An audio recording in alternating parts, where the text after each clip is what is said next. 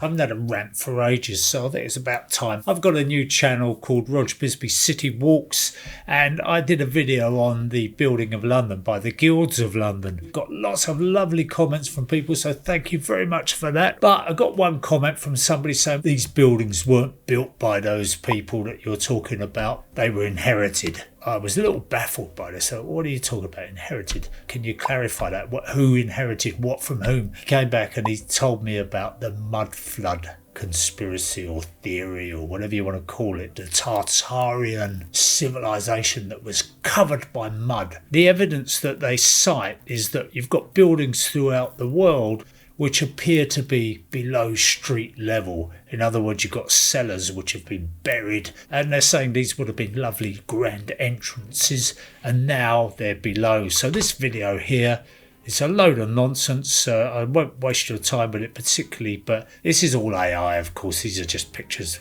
AI pictures showing what they claim to be very grand entrances below ground and so on. And this apparently is not the work of any academics, any geologists, any archaeologists, anybody like that. This is just people in their bedrooms coming up with all these theories. This is all AI. We know that there are catacombs, we know that there are crypts and cellars and all kinds of places which are vaulted. So this kind of structure is seen throughout the world, and it's simply because they didn't have lintels big enough to support the ground above, and they had to use the arches, the sort of Roman arches, the vaulted ceilings. And very clever it was too. A lot of this stuff actually came from the Arab world, started bringing in slaves from various countries. They brought people who had building skills, and those people worked themselves into positions of not necessarily authority, but they worked themselves into good positions because of their skills. So what they're saying is, look, here's a building, very ornate windows on it.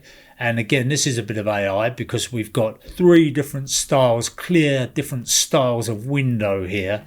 But they're saying, look, this is proof that these buildings were built by some superior civilization. We could never have built these, and a lot of them are now buried underground. Well, the reason they're buried underground is because the ground levels build up. We know that. You've only got to look at London, the Roman wall, to see how far that is underground. The street levels, which is built up over years and years and years with rubble, with rubbish, because we didn't have the transport that we got, everything that you had to take by horse and cart. Who was going to pay for that? They dug the brick earth out of the land, and then they built the houses, and then they moved on. They didn't transport bricks for miles and miles. Not until they got canals and railways did they really start importing bricks from places like Bedfordshire and so on, where there was good clay. The evidence they point towards is not hard to disprove, and they talk about the fact that there were fires throughout the world. Again, when I talk in my videos about the history of London and about the number of fires, you had buildings which were burnt down 3 or 4 times over sometimes. I mean, it was that hard. We know we've just had the very tragic incident of the bar that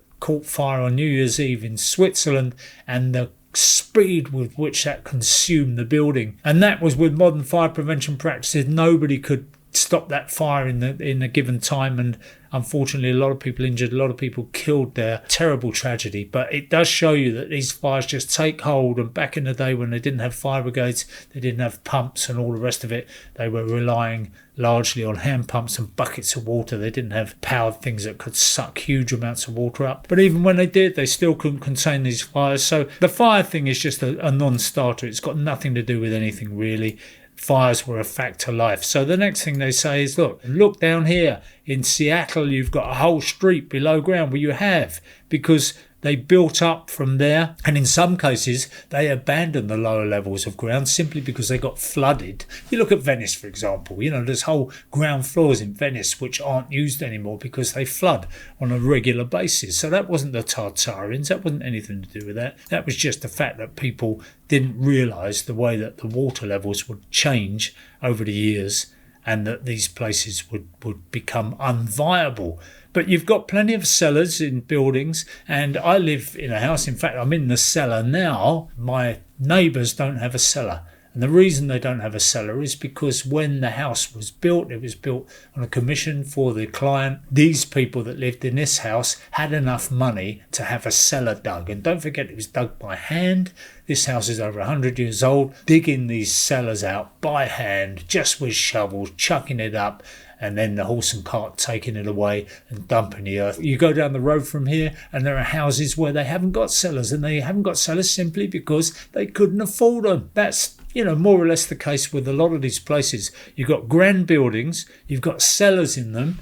The cellars are very often servants' quarters, are very often where the kitchen is, where all the mechanics, all the machinery of the house, if you like, takes place. Just up some steps away from the mud of the street and the splashing of mud from passing carriages on the windows, just above there in a slightly elevated position so you could look out onto a nicer view, so some gardens out the front. And you had these people living there, and it gave them a certain level of privacy because they weren't in direct eye line with the hoi polloi who were walking past the house. As you went there, you went up the steps and you were met by the butler or whoever it was that opened the door, and you came in and you could wait in that portico, in that entrance, that grand entrance to the house for your carriage to arrive. You weren't going to be splashed with mud. You weren't going to be rained on. You got a nice shelter there. And that was how it was done. That's how it worked. You stood there and your carriage arrived and you went down the steps into your carriage, and hopefully you didn't get your feet muddy. When these houses were built, the streets were filthy places.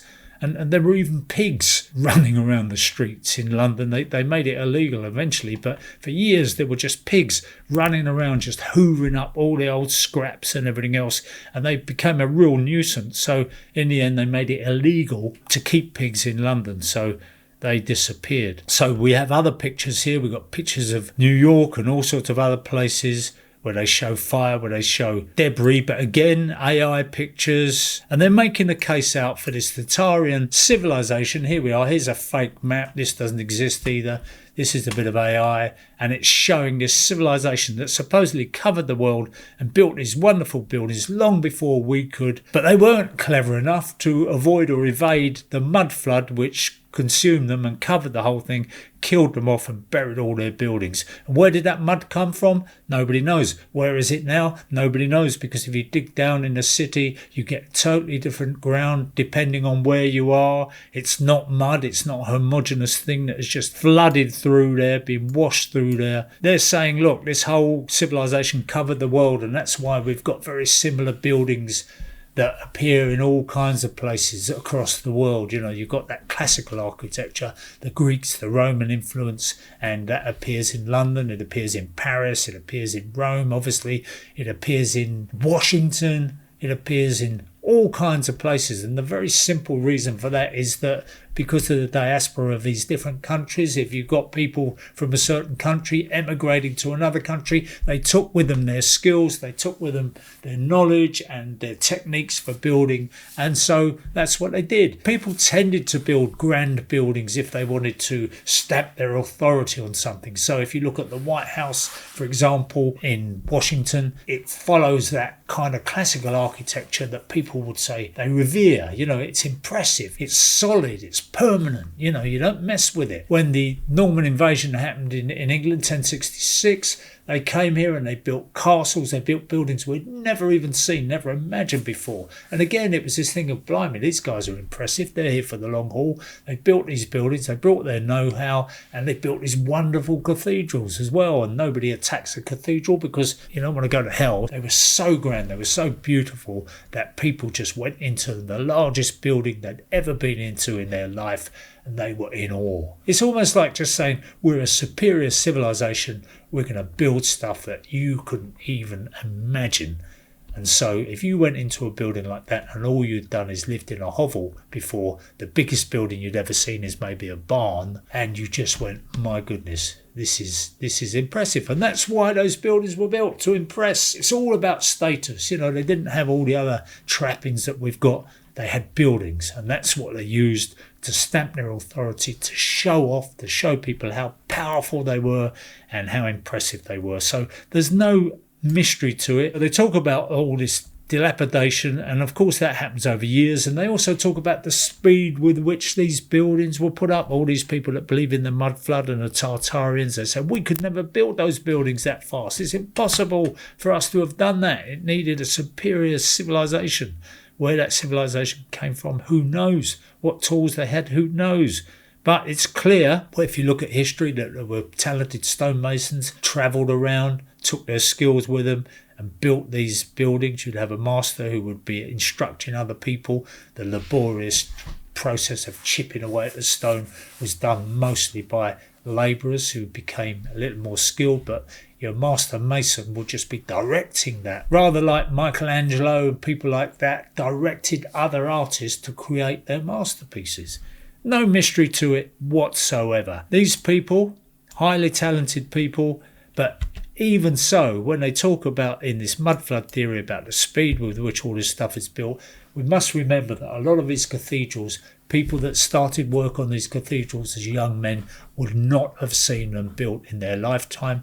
They would not have seen them built in their son's lifetime. It was that kind of an undertaking that it would take sometimes generations before a building was completed. We've seen Notre Dame, which has been restored from the fire, in an amazingly rapid time. I mean, that is incredible, really. You know, they were using a lot of standard traditional techniques there. It wasn't all done by power tools. You know, they were actually shaping the timbers with an adze and old axes and things like that, and trying to keep the thing as authentic as they possibly could. So here's another bit of nonsense. And the case that the guy's making out here is that these stones were so huge, these men could never have handled them. They could never have used this stone this large and raised it into a building. So just have a look at this. This is some guys craning up a stone, and they've got lovely looking chains there, haven't they? And they've got a couple of sledges underneath it, and guys are standing underneath it, which I would suggest is not really a good idea, and I doubt whether they even would have done that. This is supposed to show you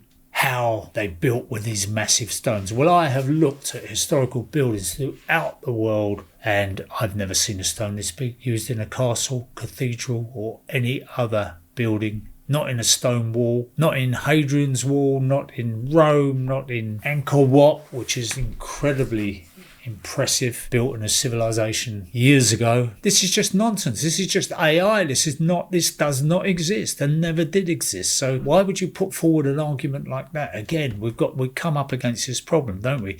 And the problem with all this is not, okay, it's a bit of fun to some people. It keeps a few feeble-minded people off the streets. They're in their bedrooms going through this rubbish. But it worries me because the kids, young people who are growing up, who have no real contact with the outside world, who have never been anywhere, never seen anything, never done anything, coming up with these theories about who built what, where, when, based on this stuff that apparently academics won't talk about, geologists, archaeologists won't talk about. Why are we keeping quiet about it? If it was an ancient civilization that got buried by mudflats, what would be the harm in telling us about it? It wouldn't cause a revolution. We'd go, wow, we didn't know about that. Same as when we uncovered Angkor Wat in Cambodia. People were amazed by it, but they didn't come up with the idea that it was built by aliens. Why are aliens coming all the way to this planet to build these buildings and then buggering off? They wouldn't, would they? They would stay and milk it, exploit something. They wouldn't just come along and do it and just go, just guess what? We've shown you how to build lovely buildings now. Now we're going to another planet to wreak havoc there. So, it's making me angry, guys, and I've got to calm down. But there you go. Let me know what you think, and I'm sure I'm going to get loads and loads of abuse from people who have these thoughts and who are challenged by my resisting it. This guy said, no need to be rude. You could be polite. Really? Could I be polite? Well, yes, I could be polite. But it's a bit like somebody saying to me that there are fairies at the end of the garden. All I can really say to them is, for goodness sake, grow up. Look at this stuff. It's just miles of it. But all of it, AI. It's hardly used any real images here. So that's the great harm, that people look at this stuff and think it's real. Think that these pictures actually were things that existed. Mostly they're not. Anyway, let me go now. I need to go and have a lie down in a dark room.